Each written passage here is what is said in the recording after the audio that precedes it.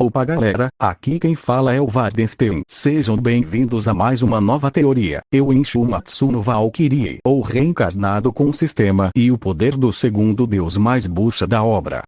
Pequeno contexto: depois que Adão matou a serpente, algum deus sugeriu a Zeus fazer um artefato divino para dar os poderes da serpente para alguma das futuras gerações dos humanos, como forma de vingança pela afronta da maçã. Zeus concordou e pediu para Hefesto fazer uma urna e uma das suas piores armas divinas para ajudar. Então levaram os restos mortais para um alquimista extrair a parte mais pura da divindade da serpente e colocaram a urna e a arma divina no fundo de um templo com toda uma lenda. Assim, qualquer pessoa que sobrevivesse ao templo e pegasse a urna teria o poder subindo cabeça, e quando ele fosse reclamar o seu lugar entre os deuses seria humilhado. Agora, da minha parte, eu reencarnei em uma pequena vila na era renascentista, com o resto de poder do ser absoluto de Solo Leveling. Só que por eu estar muito longe do universo de Solo Leveling e sem uma boa fonte de mana, ele era muito limitado a um simples sistema de status. A partir daqui o capítulo começa, então fiquem com a história. Cheguei ao vilarejo conforme a luz dourada do sol começava a evaporar o orvalho que cobria a grama e as copas das árvores. O ar ainda trazia aquele frescor úmido da madrugada, e o som distante de um moinho quebrava o silêncio preguiçoso da manhã.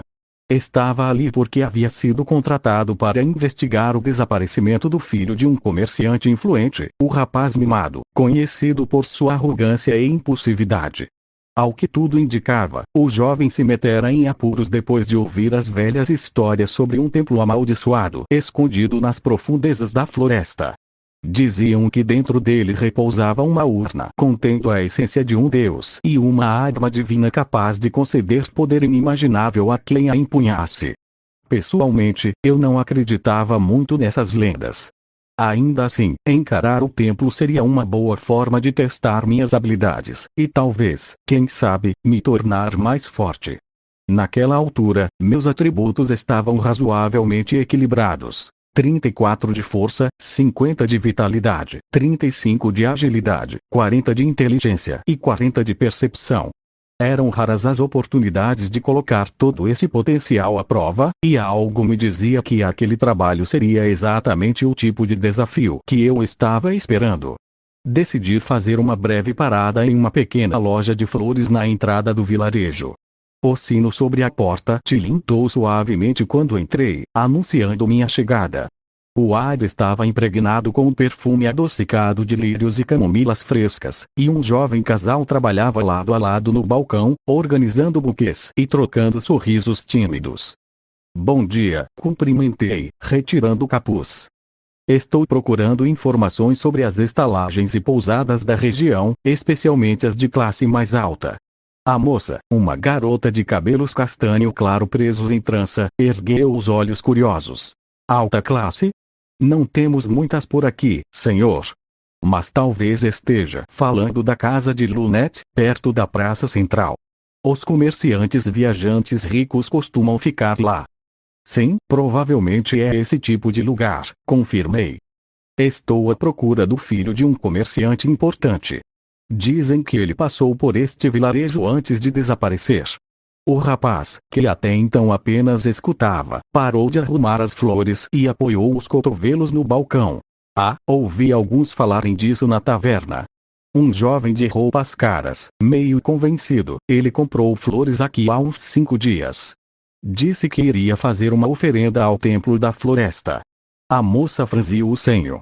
Eu tentei avisá-lo para não ir. Ninguém volta de lá, dei um leve aceno de cabeça, absorvendo as palavras. Agradeço a ajuda. Vocês já me pouparam um bom tempo da investigação.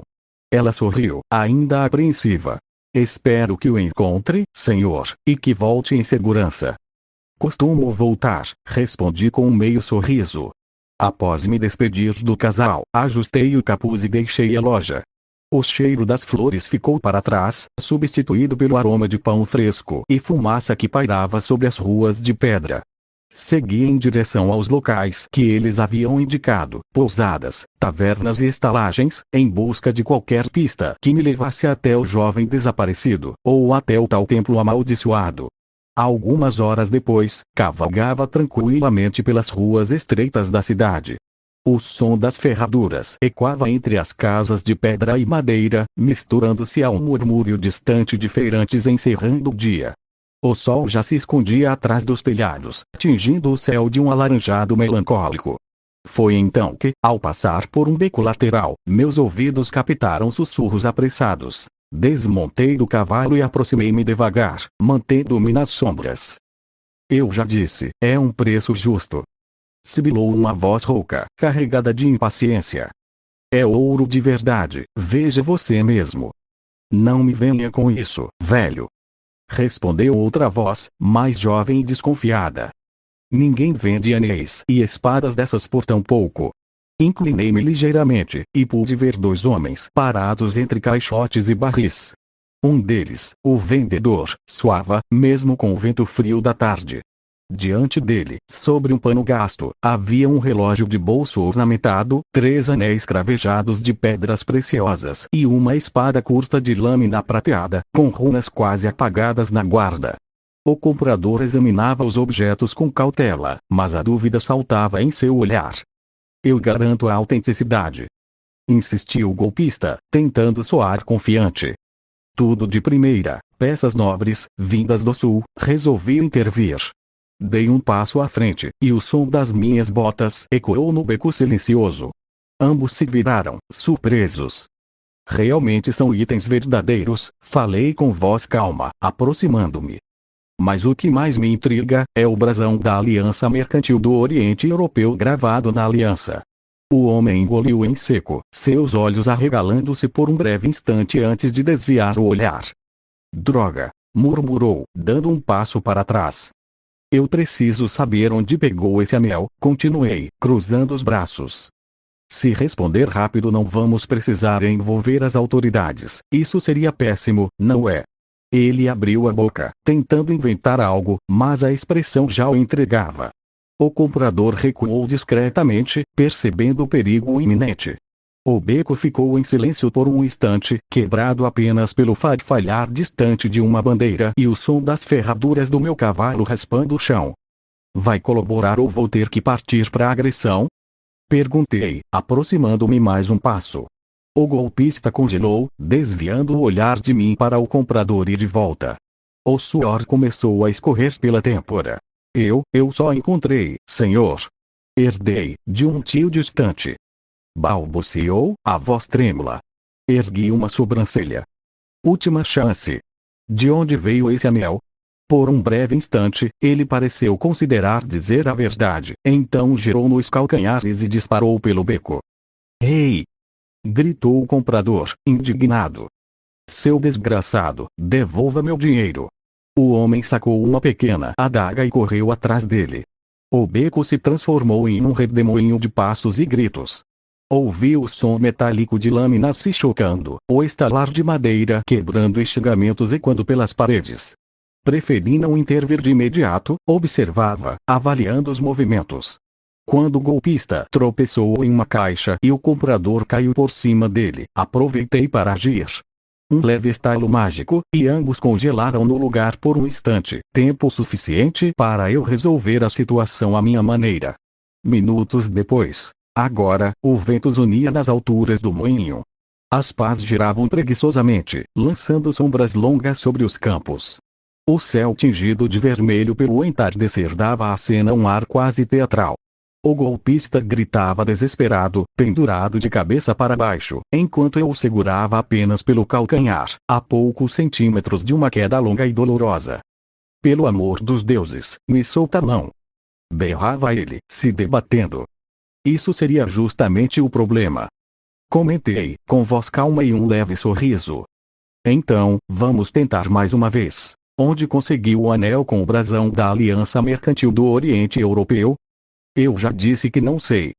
Ele esperneou, quase me acertando no rosto.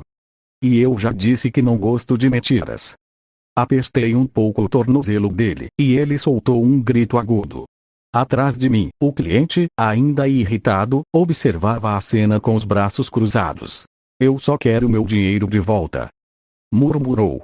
Olhei de canto e, com a outra mão, retirei uma pequena bolsa do bolso do golpista.